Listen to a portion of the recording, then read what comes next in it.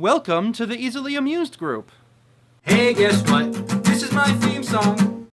The internet was all abuzz last week with the announcement that Robert Pattinson is set to star in the reboot of Indiana Jones. Actually, I don't know if a buzz is the right term. Probably more like a punch, a scream, a why would they do this to us? First, I said it before and I'll say it again. Stop with all the reboots! The original Indiana Jones was filled with practical effects, and that was part of its charm. It focused on set design and realism. You'll get a much better performance out of your actor if they're actually standing in the Temple of Doom, rather than wearing a motion capture dots all over rather than wearing a bunch of motion capture dots all over the face and standing in front of a green screen.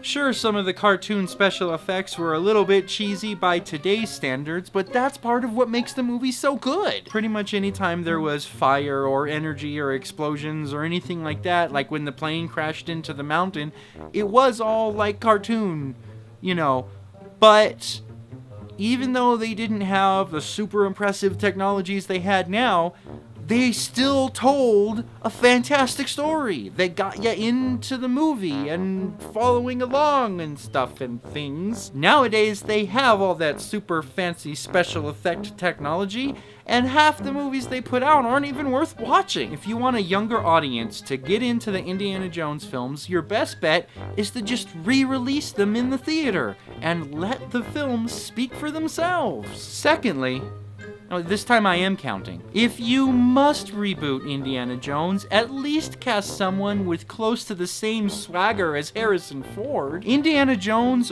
was a badass. He used his bullwhip to rip the gun right out of the guy's hand before he could pull the trigger, before you even saw his face. Character development. How are you going to compare that to a sparkly vampire? Though in fairness, I did have the same reaction when I found out about Heath Ledger's Joker.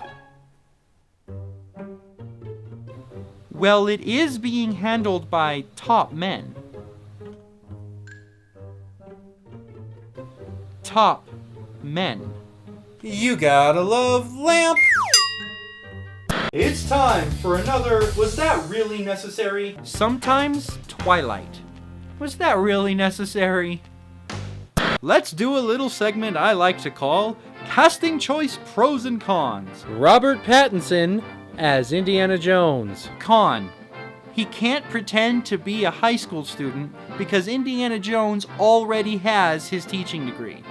Pro: he may only be like 20 years old, but he's been 20 years old for a long time, which was plenty enough time to acquire that teaching degree. Pro: he'll always know when someone's going to betray him because he can read minds. Con: if he can't outrun Lord Voldemort, how is he gonna outrun a giant boulder? Other stuff of note.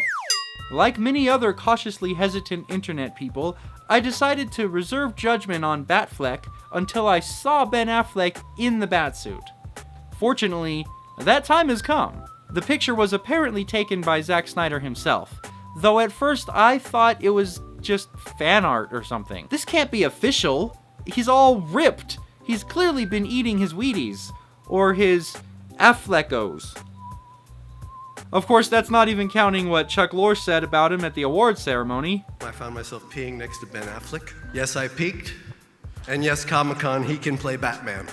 It was announced they're going to make a Power Rangers reboot movie that's not connected to the Japanese counterpart, allowing them to make all new footage specifically for this movie, and aiming for a PG-13 rating, tailored toward the fans like me who were young enough to be fans of the original series but are now old enough to actually watch a good movie. This may be one of the only times I would actually support a reboot. If done right, this could be one of the coolest movies ever. I always thought it would be really cool if the Power Rangers had superpowers that coincided with the colors that they were. Like the Red Ranger could control fire, the Blue Ranger could control ice, the Black Ranger would have telekinesis and psionic powers, the White Ranger had lightning.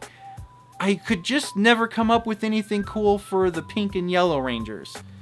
I don't know, like, super raw meat chicken or something. I don't know. If you can come up with cool powers for the pink and yellow rangers, tell me in the comment section below. There's only just over 1 week left to get to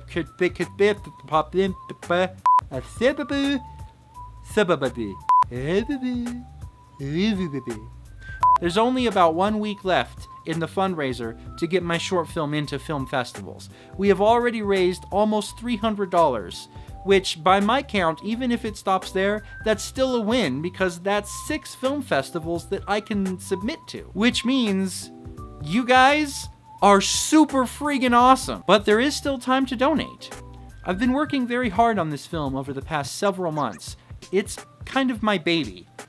And I finally now have a rough cut version of it that I'm very proud of. And I'm also very proud of everyone who was a part of making it happen, from the crew that was there to the people that donated already to the fundraiser. If we are able to reach our goal of $1,000, then any extra funds will be donated to the Make-A-Wish Foundation. Thank you for watching The Easily Amused Group, the show where some things go without saying, usually because I can't think of a clever way to say it.